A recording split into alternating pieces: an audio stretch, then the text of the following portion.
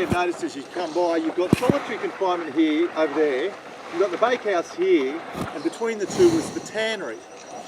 And the tannery was where they would tan the kangaroo and wallaby skins into leather. And a couple of the main ingredients for that tanning was human feces and urine.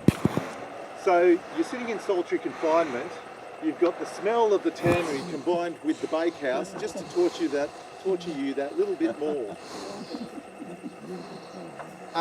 So the bakehouse. First third is the sleeping quarters for 4 bakers. Then you've got the preparation room. Then you've got what's called a Suffolk Parish oven.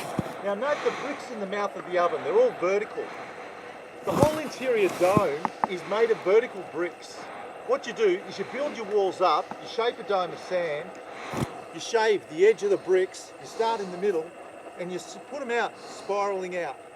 Then you scrape out the sand, and the bricks just click into place. There's no mortar. Quite extraordinary. The bottom has a flat bottom, but the dome is built with a tilt. You put your wood in, put it off centre, and it heats in a circular fashion.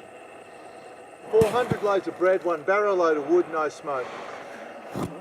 The top, there's a second level to the building, there's no chimney, and that's where they would dry timber to do some for the shipbuilding. Some of the timber would dry out up there, that they need dry timber. Now if you turn around and just look over the edge there, all that area just below you and all the way out to the jetty, all that area that we walked through, if you'd stood there in 1821, you would have been underwater blowing bubbles. What they did is they reclaimed all that land. Extraordinary amount of work. They had a quarry over this end of the island. They would quarry the gravel and rock, build up this body of land here, all of that. And then they built docks and jetties and roads off that. And they built it up marine pigsty fashion out further. You lay big blue gums down off the island, parallel to the island. You lay more big blue gums down on top of that.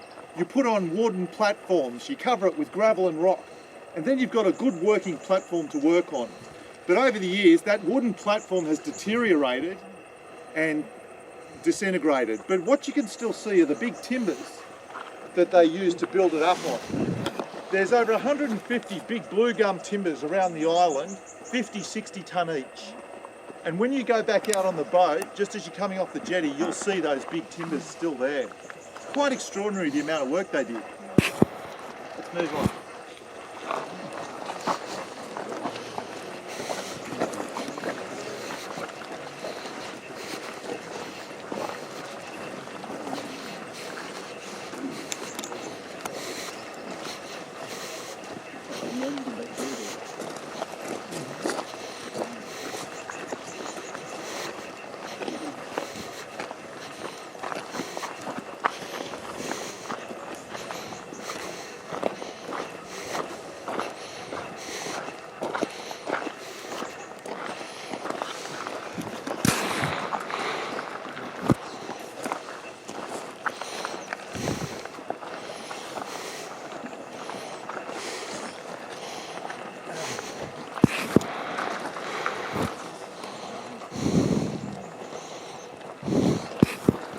So this is the administration area.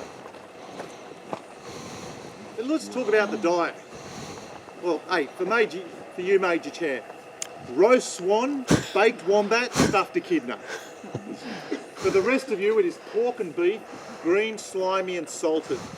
You would have also been issued with some bread. The wheat was ground on a millstone just down here, and it was full of vitamin B because of the weevils. You would also have been given potatoes. They grew potatoes here, but the diet wasn't adequate enough for the work the men were doing here. Fish hooks are banned.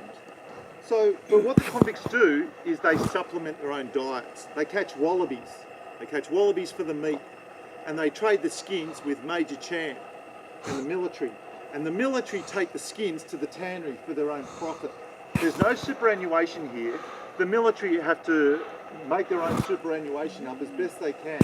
They do it through bringing in contraband, rum, tea, sugar and tobacco, and trade it with the convicts. And how do the convicts pay for it? blokes like Richard Pell, it's okay, don't you run anywhere. Convicts like Richard Pell, he's a boatman. While he's boating around the harbour, he collects sticks and he makes decorative walking canes for the gentry of Hobart. And Major Champ here is selling them for him. Hey, you're getting £5 for 10, Major. Nice little profit. Richard, he told you he was only getting £2 for 10. And you didn't like that, and you dobbed Major Champ in.